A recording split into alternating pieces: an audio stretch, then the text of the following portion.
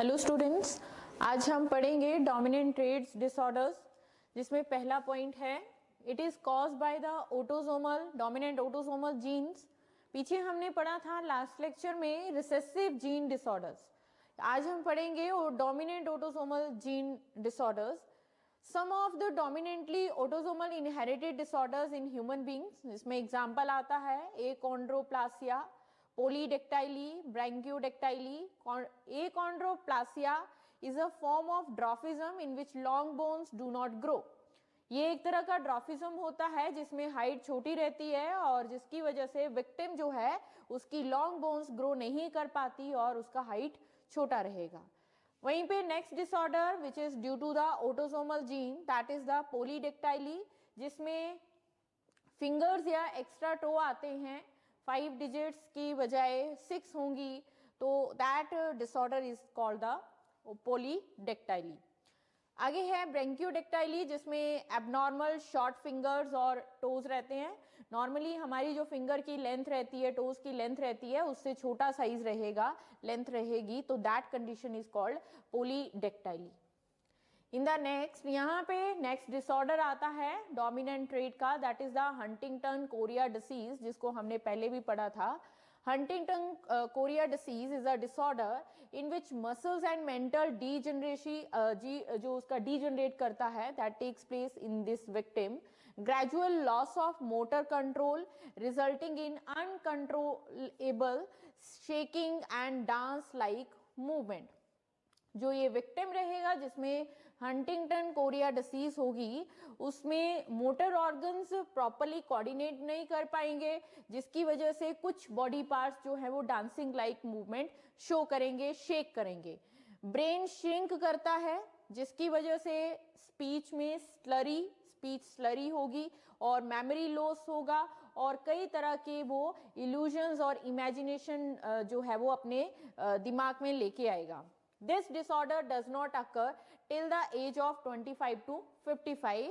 इस डिसऑर्डर से जो है जो विक्टिम रहता है, दैट इज सिर्फ जो है उसकी age does not occur till the age of 25 to 55.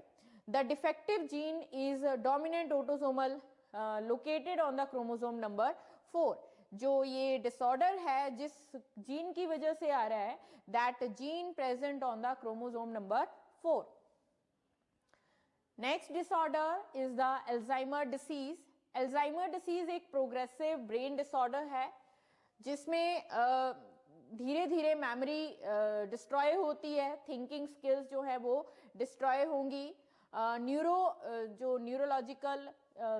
जो न्यूरॉन्स होते हैं जो ब्रेन में हमारे नर्वस टिश्यूज रहते हैं वो डीजनरेट करते हैं in this Alzheimer disease, that is caused by the accumulation of amyloid protein in the brain resulting in the degeneration of the neuron.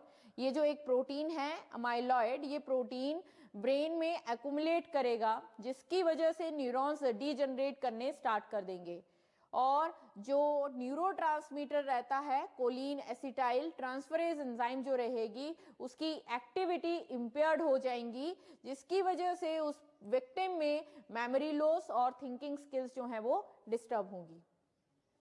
Symptoms Alzheimer disease में पहला है increase memory loss and confusions, उसमें memory loss increase करेगा और second है confusions जो है वो उस पेशेंट में ज्यादा रहेंगी। इनेबिलिटी रहेगी, नई चीजों को वो इजिली लर्न नहीं कर पाएगा। नेक्स्ट है difficulty with language and problems with reading, writing and working with numbers. उसको डिफिकल्टी आएगी लैंग्वेज में, डिफरेंट टाइप की लैंग्वेज वो इजिली नहीं समझ पाएगा, जो नॉर्मल लैंग्वेज होगी उसको वो समझ नहीं पाएगा, और रीडिंग और राइटिंग और वर्किंग इन द नंबर वो भी उसको सही से अंडरस्टैंड नहीं होंगे। आगे है difficulty organising thoughts and thinking logically. जब हम कोई चीज लॉजिकली सोचते हैं तो उस विक्टिम के केस में वो अच्छे से उन थॉट्स को इंप्लीमेंट नहीं कर पाएगा और उसको वो लॉजिकली ऑर्गेनाइज नहीं कर पाएगा सिचुएशन के साथ, जिसकी वजह से वो नई सिचुएशन में या नई कंडीशंस में अपने आप को कोप अप नहीं कर पाएगा और वो उसके लिए प्रॉब्लम होगी। Next is the gene mutation in the sex chromosome. Some genetic disorders are produced by changes in the genes lying in the sex chromosome. Genetic disorders में हम यहाँ पे अब पढ़ेंगे सेक्स क्रोमोसोम. पहले हमने पढ़ा autosomal recessive disorders and second is the autosomal autosomal dominant traits के लिए डिसऑर्डर्स पढ़े हमने. अब यहाँ पे हम बात करेंगे सेक्स क्रोमोसोम में अगर कोई जीन म्यूटेट करती है तो उसकी वजह से कौन कौन से चेंजेस या विक्टिम या कौन से डिसऑर्डर्स अराइज होते हैं. तो यहाँ पे बताया है कि जो जीन सेक्स क्रोमोसोम के ऊपर प्रेजेंट होंगी तो वो डिफरेंट कंडीशंस में कैसे ह्यूमन को या फिर ऑफस्प्रिंग को अफेक्ट करेगी. और sex link disorders pass on होते हैं पेरेंट से ऑफस्प्रिंग में because in sex link genes, जो अगर फादर पे कोई डिफेक्टिव जीन है तो वो ट्रांसमिट करेगी अगली जनरेशन में, वहीं पे अगर मदर के ऊपर कोई डिफेक्टिव जीन है तो वो भी नेक्स्ट जनरेशन में पास ऑन करेगी. Transmission of sex link characters from parent to offspring is called sex linked inheritance. वहीं पे sex link disorders which are caused by recessive gene located in the X chromosome and affects the males more than the females. अगर कोई disorder है, कोई gene है, suppose करिए this is the chromosome X. इस chromosome के ऊपर कोई जीन प्रेजेंट है, this is the X chromosome.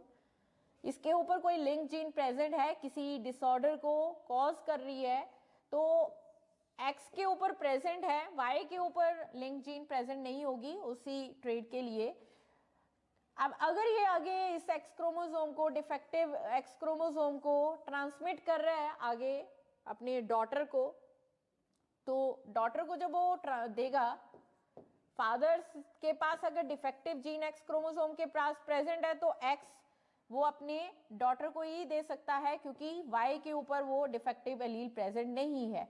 तो अगर मदर से नॉर्मल X आ रहा है और फादर से डिफेक्टिव आ रहा है तो यहाँ पे मदर में वो डिफेक्ट या फिर वो अफेक्टेड उस डिसीज से तब होगी जब दूसरे के ऊपर भी जो है वो डिफेक्टिव एलील X क्रोमोसोम के ऊपर प्रेजेंट होगी.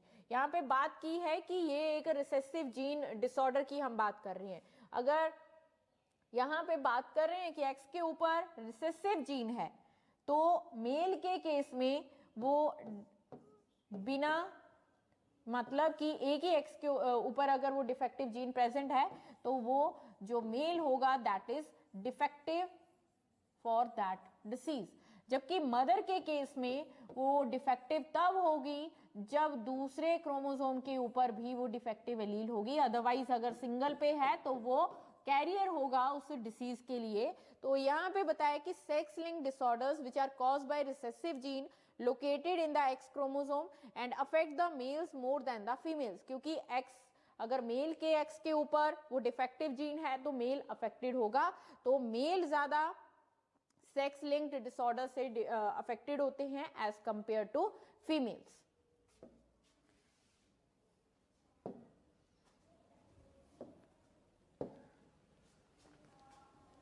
नेक्स्ट इससे रिलेटेड हम बात करेंगे first disorder that is the haemophilia.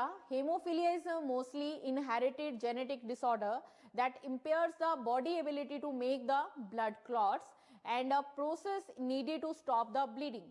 Haemophilic जो विक्टिम रहेगा, इन्फेक्टेड पर्सन रहेगा, वो अपने उस फैक्टर को, उस डिफेक्टिव जीन को आगे ट्रांसमिट करेगा.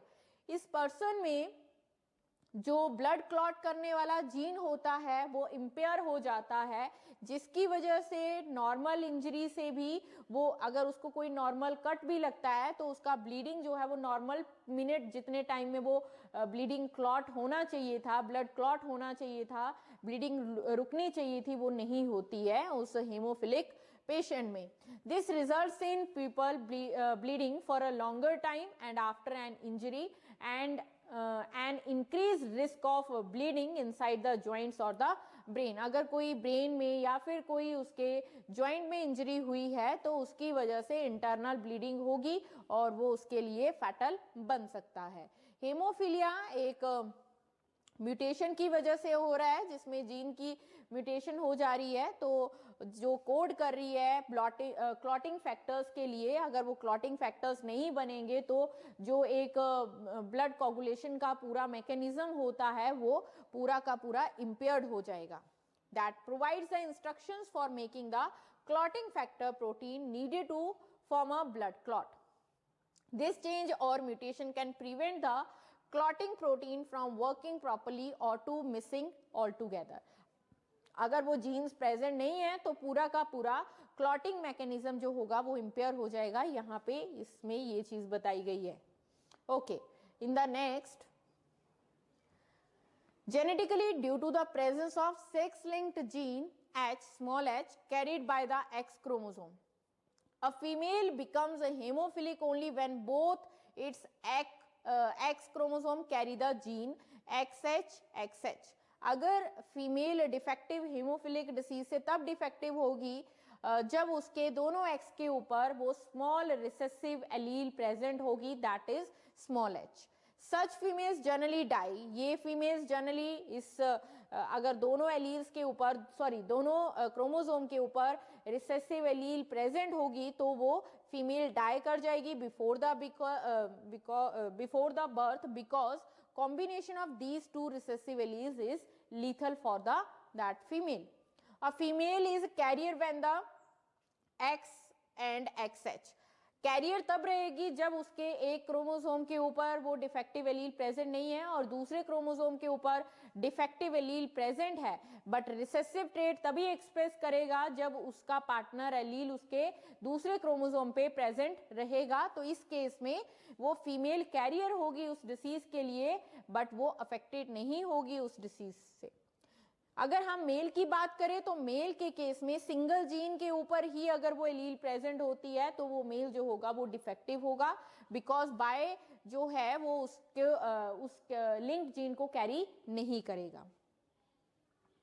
अब हम बात करते हैं क्रॉस करेंगे, जिसमें हमें एक तरफ कैरियर वुमेन दिया है और दूसरी तरफ नॉर्मल मैन दिया है. इसमें हम क्रॉस करते हैं कैरियर वुमेन, तो यहाँ पे इसका जीनोटाइप आएगा X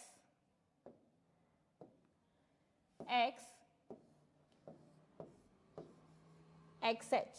ये कैरियर वुमेन है. और नॉर्मल मैन के लिए तो XY for the normal man.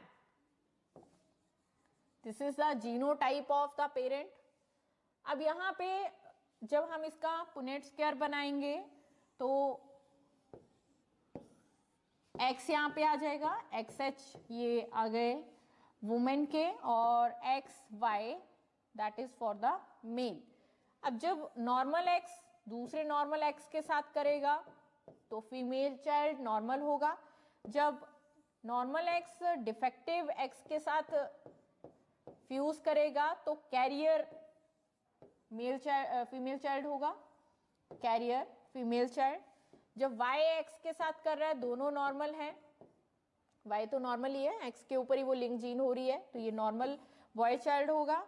वहीं पे इन द नेक्स्ट कंडीशन XHY, तो यहाँ पे जो मेल होगा, male child, that is defected और हेमोफिलिक. डिफेक्टिव लिखें या फिर हेमोफिलिक मैन, हेमोफिलिक मैन या फिर बॉय चाइल्ड. तो यहाँ पे 50% नॉर्मल आ रहे हैं. 50% अगर इसका फिनोटिपिक रेशो देखें तो 50% नॉर्मल है और 50% नॉर्मल है और 1 जो है वो कैरियर है और 1 जो है वो डिफेक्टिव है. बॉय जो मेल चाइल्ड है दैट इज डिफेक्टिव, 50% नॉर्मल और 1% ऐसा है जो कैरियर आ रहा है. तो इसका फिनोटिपिक रेशियो बनेगा दैट इज यहाँ पे 1:2 आएगा. 2 हम ले रहे हैं नॉर्मल के लिए, 1 ले रहे हैं कैरियर के लिए, ये आ गया नॉर्मल के लिए, और 1 आ गया हेमोफिलिक बॉय चाइल्ड के लिए. और अगर हम इसका जीनोटिपिक रेशियो निकालें तो ये फीमेल चाइल्ड है, ये मेल चाइल्ड है, ये कैरियर आ गया, और ये डिफेक्टिव या हेमोफिलिक आ गया, तो इसका रेशो 1:1:1:1 लिखेंगे। In the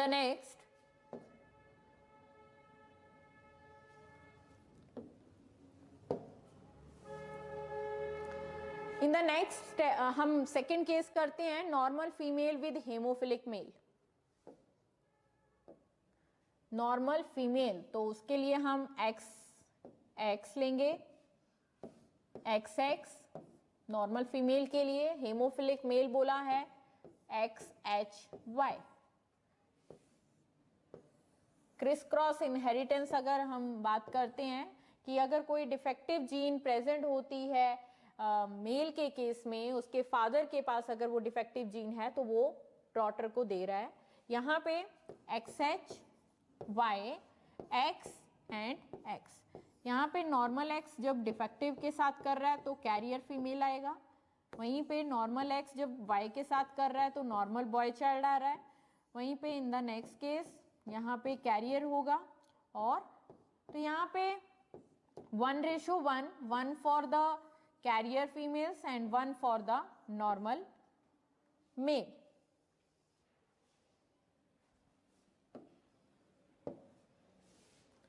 in the third possibility जो इसमें आएगी, कैरियर वुमेन है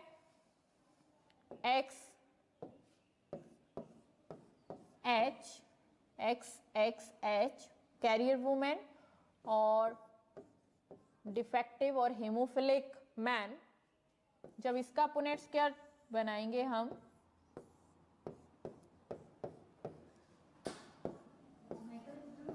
यहां पे X इसके साथ कर रहे हैं X और XH, that is for the career.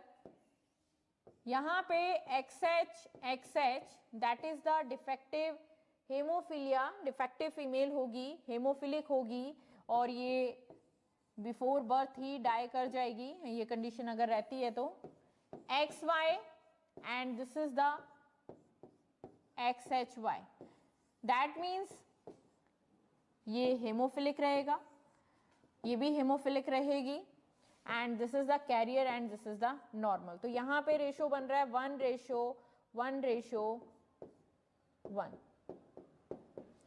Phenotypic ratio, क्योंकि 1% जो है offspring that is carrier for haemophilia, 1 is normal and 1, अगर हम इसका फिनोटिपिक रेशो देख रहे हैं तो 1:2:1 आएगा। कैसे? क्योंकि 2 डिफेक्टिव हैं, ये एग्जिस्ट नहीं करेगा, ये उसके लिए फैटल होगा। तो यहाँ पे फीमेल जो है वो सरवाइव नहीं कर रहा है, और मेल जो है वो हेमोफिलिक रहेगा, डिफेक्टिव रहेगा।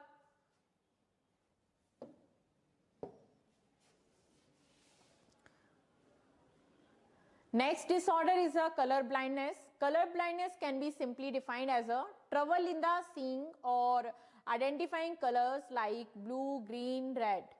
जो कलर ब्लाइंड पर्सन्स होते हैं, नॉर्मल उनका विजन रहता है, देख सकते हैं, बट वो कलर्स को डिफ्रेंशिएट नहीं कर सकते, आइडेंटिफाई नहीं कर सकते। ये बहुत रेयर केसेस में होता है जहां पे पर्सन सभी तरह के कलर्स को आइडेंटिफाई नहीं कर सकते हैं, कोई एक पर्टिकुलर कलर के लिए वो कलर ब्लाइंड हो सकते हैं।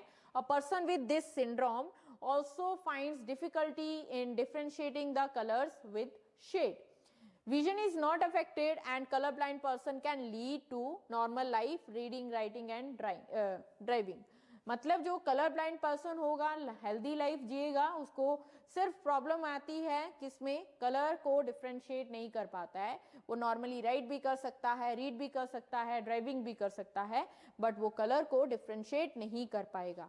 जो जीन नॉर्मल विजन के लिए रहेगी वो डोमिनेंट रहेगी, the gene for normal vision that is dominant. The normal gene and its recessive allele are carried by the X chromosome. यहाँ पे नॉर्मल के लिए डोमिनेंट जीन है और डिफेक्टिव के लिए रिसेसिव एलील है। अब इसमें भी जैसे हीमोफीलिया में पड़ा है वैसे ही कलर ब्लाइंड के केस में होगा। मदर कैरियर रहेगी अगर उसके किसी एक एक्स क्रोमोसोम के ऊपर डिफेक्टिव जीन रहती है। और अगर बात करें मेल के केस में, तो मेल के एक केस में अगर एक एक्स के ऊपर कलर ब्लाइंड जीन होगा तो फादर जो होगा यानी जो मेल होगा वो कलर ब्लाइंड होगा. Females colour blindness only when condition is XC means recessive trade तभी एक्सप्रेस कर रहा है जब दोनों एक्स क्रोमोसोम के ऊपर रिसेसिव एलील C प्रेजेंट होगी जो कलर ब्लाइंडनेस को कॉज कर रही है. इस केस में वो कैरियर रहेगा, मेल डिफेक्टिव होगा. कलर ब्लाइंडनेस जो है वो एक क्रिस क्रॉस इनहेरिटेंस बता रहा है, मींस वो ट्रांसमिशन अगर डिफेक्टिव क्रोमोसोम मेल जो है वो पास कर रहा है तो वो डिसऑर्डर जो है वो डॉटर को जाएगा अगर मदर से भी डिफेक्टिव एलील आ रही है, अदरवाइज वो कैरियर रहेगी उस डिसऑर्डर के लिए. Carrier women with normal man, हम यहाँ पे क्रॉस करेंगे कलर ब्लाइंडनेस के लिए. कैरियर वुमेन है तो यहाँ पे हम XC, नॉर्मल मैन XY. जब इसका हम पुनेट स्क्वायर बनाएंगे XC and XY, normal female child, carrier female child, normal male and colour blind mail. यहाँ पे नॉर्मल फीमेल चाइल्ड आ रहा है, कैरियर फीमेल चाइल्ड आ रहा है, नॉर्मल बॉय चाइल्ड आएगा और कलर ब्लाइंड बॉय चाइल्ड रहेगा. हेल्दी लाइफ जिएगा बट वो कलर को डिफ्रेंशिएट नहीं कर पाएगा.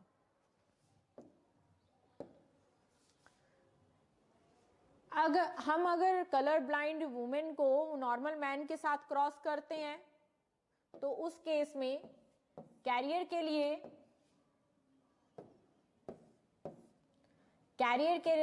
रहेगा, कलर ब्लाइंड वुमेन बोला है यहाँ पे XC.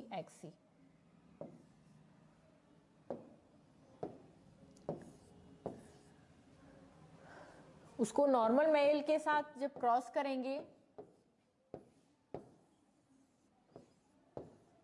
XC, X and Y, तो यहाँ पे फीमेल चाइल्ड कैरियर होगी बट जो बॉय चाइल्ड होगा मदर से वो ट्रेड जो है वो उसके सन में जा रहा है. 50% बॉय चाइल्ड जो है वो कलर ब्लाइंड है, मदर कलर ब्लाइंड थी और जो रिजल्ट में देख रहे हैं तो सन उसका कलर ब्लाइंड होगा. That is a criss cross inheritance. जबकि हम अगर बात करें फीमेल चाइल्ड की तो वो कैरियर होगी उस डिसीज के लिए.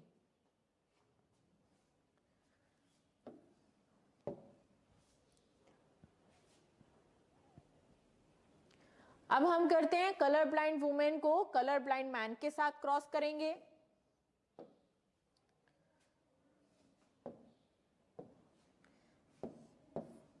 XC for the female and XCY for the male. इस केस में जब हम कलर ब्लाइंड फीमेल को कलर ब्लाइंड मैन के साथ कर रहे हैं, सॉरी यहाँ पे Y आएगा, XC that is a color blind female, again color blind female, colour blind boy child, colour blind boy child. तो जितनी भी यहाँ पे ऑफस्प्रिंग्स हैं सभी उस डिसऑर्डर को कॉज करेंगे, that is a colour blindness, क्योंकि फीमेल भी डिफेक्टिव है और मेल भी डिफेक्टिव है.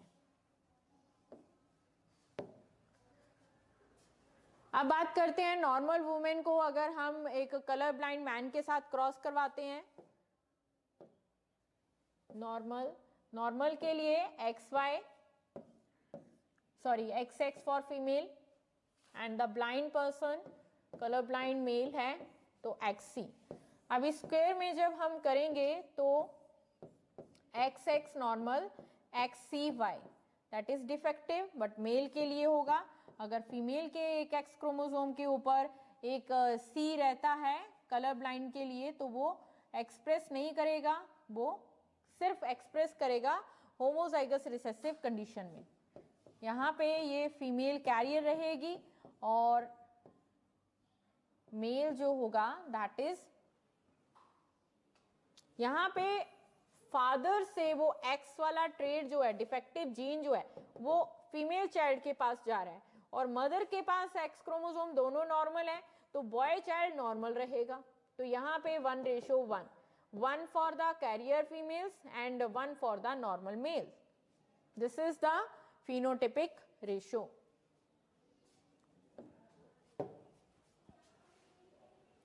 Next is the night blindness. ये भी एक रिसेसिव डिसऑर्डर है जिसको एक्स क्रोमोसोम कैरी कर रहा है. ये भी सबसे ज्यादा कॉमन होगा मेल के केस में. नाइट ब्लाइंडनेस 2 टाइप की होती है, एक होती है एक्वायर्ड और सेकेंड इज द कोजेनिटल. जो एक्वायर्ड नाइट ब्लाइंडनेस होती है वो विटामिन ए की डेफिशिएंसी की वजह से होती है, जिसको बर्थ के बाद उस डिसीज को वो एक्वायर करेगा अगर उसकी फूड डाइट में विटामिन ए की डेफिशिएंसी रहेगी. कोजेनिटल जो डिसऑर्डर उसको बाय बर्थ मिल रहा है, जो एक्स क्रोमोसोम के डिफेक्टिव होने की वजह से उस ऑफस्प्रिंग में पास ऑन होगा. X-linked disorder of the retina, which is specialized tissues at the back of the eye that detects light and the color. Rod cells and cone cells retina पे present होते हैं जो हमारे vision को, हमारे light और darkness को और color को differentiate करने में help करते हैं. People with this condition typically have the difficulty seeing in the low light. Color vision is typically not affected by this disorder. इसमें नाइट ब्लाइंडनेस लिखा है. नाइट ब्लाइंडनेस मतलब जब लो लाइट इंटेंसिटी रहेगी तब वो विक्टिम जो होगा, नाइट ब्लाइंडनेस पर्सन जो होगा, वो अच्छे से नहीं देख पाएगा उस लो इंटेंसिटी की लाइट में, जिसकी वजह से नॉर्मल डे टाइम में वो नॉर्मल उसका विजन रहेगा, उसमें कोई डिफिकल्टी नहीं होगी, सिर्फ उसको लो लाइट इंटेंसिटी में वो अच्छे से ऑब्जेक्ट्स को, चीजों को क्लियरली नहीं देख पाएगा. Females become defective and only if they receive 2 genes for the defect. Female तभी डिफेक्टिव होगी जब उसमें 2 रिसेसिव एलील्स प्रेजेंट होंगी. Okay, thank you.